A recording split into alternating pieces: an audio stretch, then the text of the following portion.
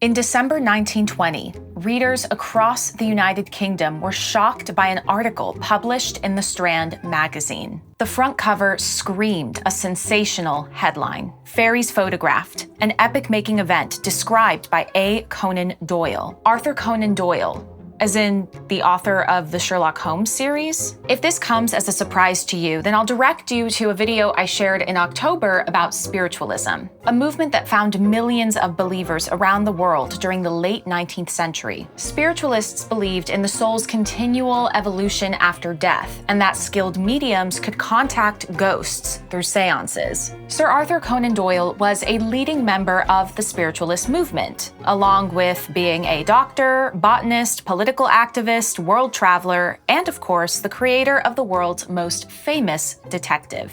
Though it may seem contradictory, the spiritualists endeavored to document scientific proof of spiritual phenomena. They weren't content to accept the transrational. They wanted hard evidence. To Doyle's enormous delight, he now possessed the evidence that would surely persuade his peers: photographs of actual fairies, documented by two young girls in the village of Cottingley. Were the photos real, or was the entire thing an elaborate hoax? I'm Nicole Miras, and this is Fireside Fables. I wanted to share this story with you all because the Cottingley Fairies bring together a few different strands of folklore. First, you have the evolution of fairies from powerful nature spirits to harmless winged creatures. This process was facilitated by the Victorian middle and upper classes, something that we discussed recently on the show. Second, there's a big shift in folklore from the 19th to 20th centuries. Belief in spiritual phenomena gave way to belief in cryptids, and a desire to scientifically prove and document these creatures as biological entities. The Cottingley Fairies bridges the old and the new. It's a perfect case study for this kind of transition. By the way, if you're interested in folklore or fairy tales, Fireside Fables is a new show here on YouTube. Subscribing, liking, sharing, all of that goes a long way and definitely helps as a new channel. Okay, back to the fairies. It all started in the summer of 1917. As the Great War tore apart millions of lives and a generation of British men were killed in the conflict, two English girls made a discovery that would prove incredibly enticing to a battle-hardened public. Frances Griffiths was only 9 years old, and she and her mother had moved to England that year from South Africa. They were living with Frances's aunt, Polly Wright, her husband Arthur, and their 16-year-old daughter,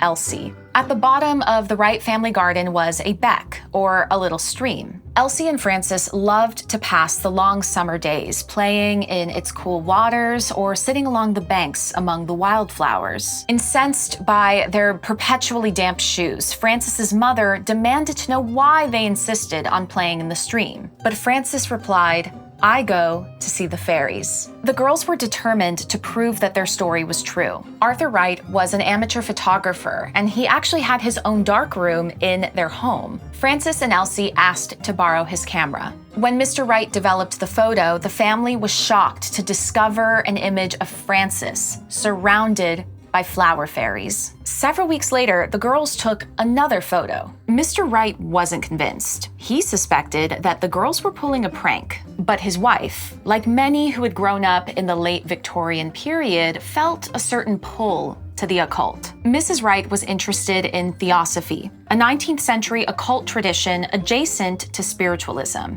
After the war ended, she took prints of the photos to the Theosophical Society in Bradford. In 1920, the Society's president, Edward Gardner, hosted a series of lectures on the photo in London, and this is where they caught the attention of Arthur Conan Doyle. That same year, Elsie and Frances took 3 more photos. In some ways, this coming of the fairies was a blast from a time gone by. Fairy enchantment seemed incompatible with a world of wireless radios, automobiles, and modern warfare. Doyle himself lives forever in our imaginations as a Victorian gentleman, despite the fact that he actually lived until 1930. But keen observers noticed that there was something decidedly modern about these fairies. In March 1921, the Daily Mail commented that one of the fairies was wearing an up-to-date dress and bobbed hair. Doyle pushed back against the non-believers, and he wrote a major defense of the photos in his 1922 work, The Coming of the Fairies. But did the public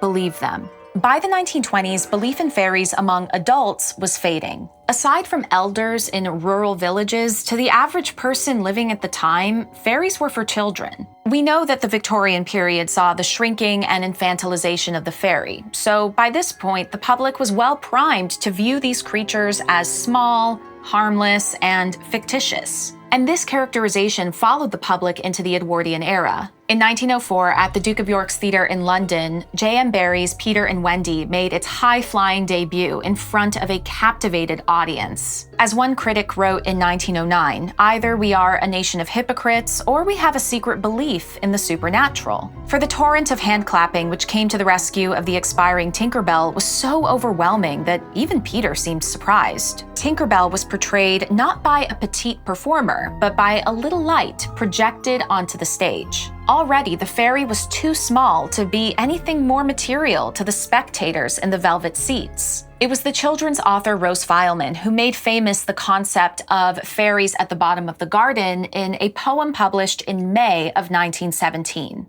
There are fairies at the bottom of our garden. It's not so very, very far away. You pass the gardener's shed and you keep just straight ahead. I do so hope they've really come to stay. Her work grew popular with young readers, many of whom had likely lost a father, brother, or cousin in the war. And I have to wonder if Elsie Wright and Frances Griffiths happened upon Fileman's poem. For just several months after its publication, they claimed to find fairies at the bottom of their garden. And of course, fairies were not only the domain of children, but increasingly they were depicted as children, as in Cicely Mary Barker's famous illustrations of flower fairies. As you can see, the Cottingley Fairies arrived on the scene at the perfect time. Even though belief in fairies was dying among adults, the extreme horrors of the First World War made people reach for spiritual comforts. Arthur Conan Doyle had himself lost a brother and a son during the war. In a time of mass mourning and existentialism, flower fairies offered escape